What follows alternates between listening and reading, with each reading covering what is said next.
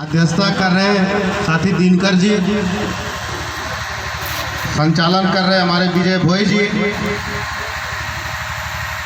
इस मजदूर दिवस के आयोजन में उपस्थित हमारे सीटू के प्रदेश उपाध्यक्ष रामचंद्र ठाकुर जी, सीटू के जिला सचिव प्रदीप कुमार विश्वास जी, मंच पर बैठे तमाम सीटू के नेतृत्वकारी साथियों और सामने बैठे हमारे सीटू के नेतृत्वकारी साथियों, पत्रकार बंधुओं, हमारे सांस्कृतिक टीम के साथियों और जहां तक हमारी आवाज़ जा रही हो आप तमाम साथियों, सबसे पहले आज अंतर्राष्ट्रीय मजदूर दिवस है और इस आयोजन में भारी संख्या में मजदूर शामिल हैं। मैं अंतर्राष्ट्रीय मजदूर दिवस के उपलक्ष्य में आपको बधाई देता हूं, क्योंकि आने वाले दिनों में जो उन मजदूरों ने अपने कुर्बानी देकर अंतर्राष्ट्रीय मजदूर दिवस की शुरुआत की, उनके सपनों को पूरा करने और आगे बढ़ाने का जिम्मा निश्चित ही आपके कंधों पर है। इसीलिए आपको बधाई देना अनिवार्य है। साथियों, आज आप अंतर्राष्ट्रीय मजदूर दिवस मना रहे हैं।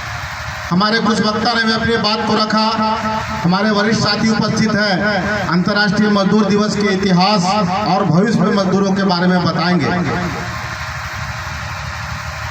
आज से कुछ दिन पहले 14 अप्रैल को बाबा साहेब का हम लोग जयंती मना रहे थे, वहाँ भी हमको जाने का मौका मिला था।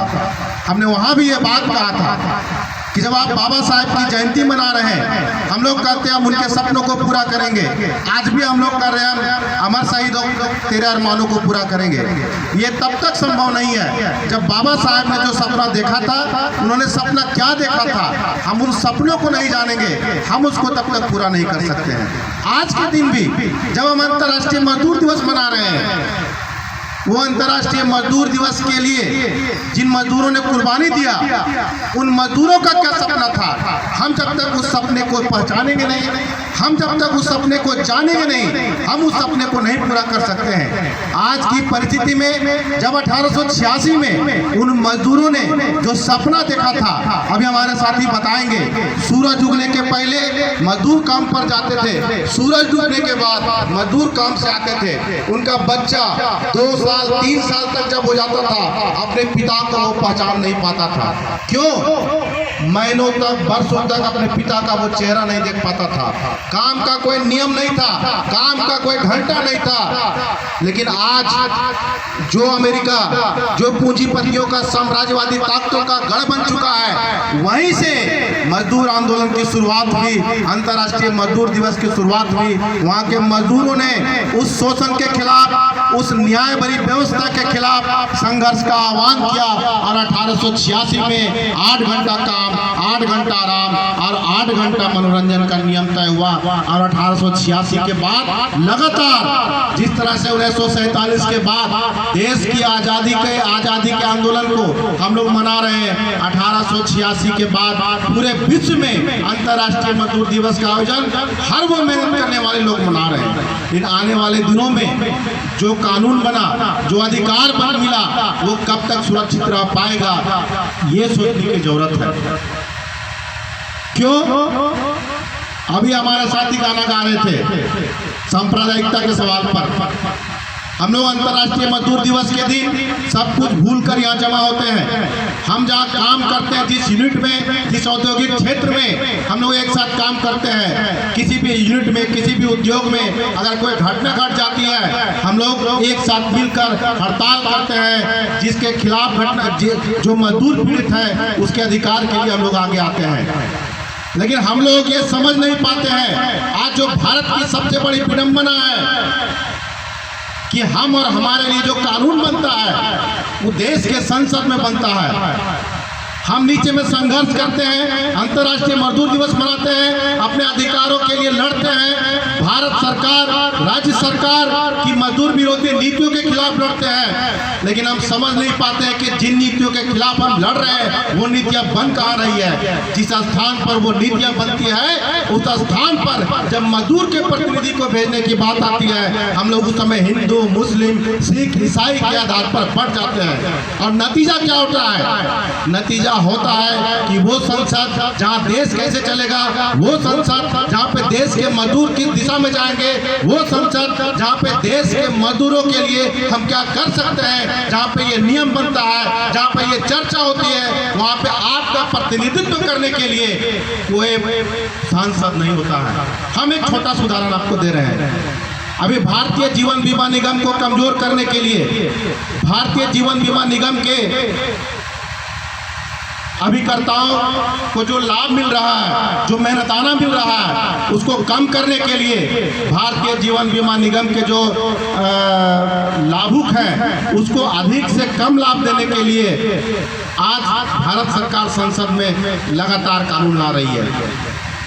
वहाँ के जो अभिकर्ता हैं वो लगातार इसके खिलाफ लड़ रहे हैं, लेकिन दुर्भाग्य क्या है कि जब अभिकर्ताओं के खिलाफ लड़ने के लिए जब कोई कन्वेंशन होता है, जब कोई आंदोलन होता है, तो वो उसी को मुख्य वक्ता बनाते हैं, वो उसी को चीफ गेस्ट बनाते हैं जो भारत सरकार में शामिल है।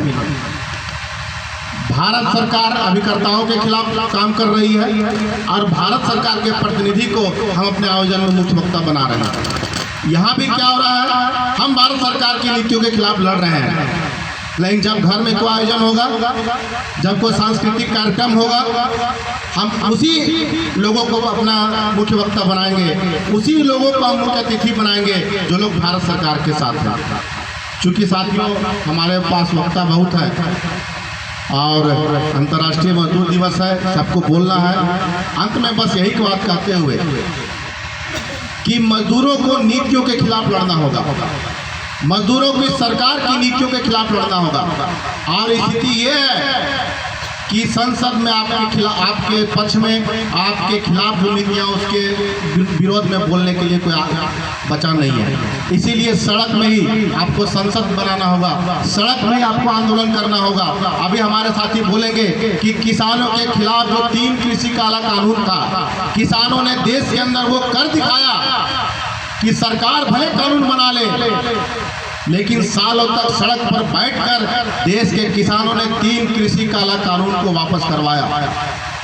आप तमाम लोग जो बैठे हैं वो सभी अस्थायी मजदूर हैं, संगठित क्षेत्र के मजदूर हैं। ये चर्चा होती थी कि जिस तरह से किसानों ने भारत सरकार की नीतियों के खिलाफ लड़ा है, मजदूर वर्ग वो कर नहीं सकते हैं, क्योंकि मजदूर वर्ग नीतियों के खिलाफ, सरकार की नीतियों के खिलाफ लड़ने के लिए तैयार नहीं है। लेकिन अभी कुछ दिन पहले, 1 महीने के अंदर दिल्ली में, गुड़गांव में, हरियाणा में, उत्तर प्रदेश में जो मजदूरों ने जो सरकार की नीतियों के खिलाफ अपने अधिकारों की रक्षा के लिए, अपने वेतन की बढ़ोतरी के लिए, अपने भविष्य के लिए जो लड़कर दिखाया है, एक बात गौर करने की है, वो सारे असंगठित मजदूर थे। जो संगठित मजदूर हैं, जिनके नौकरी की गारंटी है, आज वो उस तरह से लड़ने के लिए तैयार नहीं है।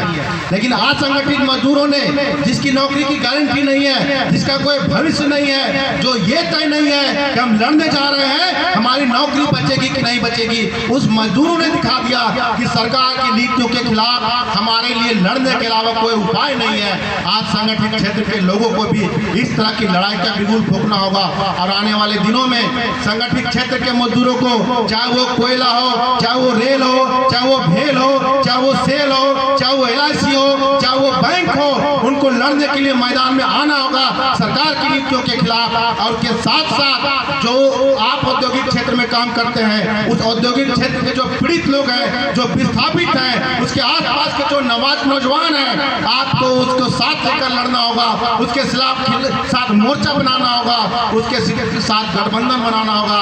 अपनी ताकत को बढ़ाकर भारत सरकार के नीतियों के खिलाफ लड़ने के लिए तैयार रहिए, अन्यथा आने वाले दिनों में आप शिकागो के उन शहीदों को याद करने के बजाय आप अंतर्राष्ट्रीय मजदूर दिवस को याद करेंगे घर बैठे बैठे। इसलिए यही बात कहते हुए फिर से अंतर्राष्ट्रीय मजदूर दिवस के दिन आप तमाम लोग जो उपस्थित हैं, भले सैकड़ों की और हजारों की संख्या में इस क्षेत्र में मजदूर हैं, लेकिन जो अंतर्राष्ट्रीय मजदूर दिवस की महत्ता को समझते हैं, जो अंतर्राष्ट्रीय मजदूर दिवस की भूमिका को समझते हैं, जो ये समझते हैं कि आज के तारीख में अंतर्राष्ट्रीय मजदूर दिवस को मनाना कितना जरूरी है, वे लोग यहाँ पे आए हैं। और इसी बात को लेकर आपको फिर से बधाई देते हुए, अंतर्राष्ट्रीय मजदूर दिवस की बधाई देते हुए साल 1886 के पूर्व उस आंदोलन में जो मजदूर शहीद हुए हैं उनको याद करते हुए अपनी बात को समाप्त करते हैं। इनकलाब जिंदाबाद, मजदूर एकता जिंदाबाद, CITU जिंदाबाद। धन्यवाद। बहुत बहुत धन्यवाद साथी राकेश।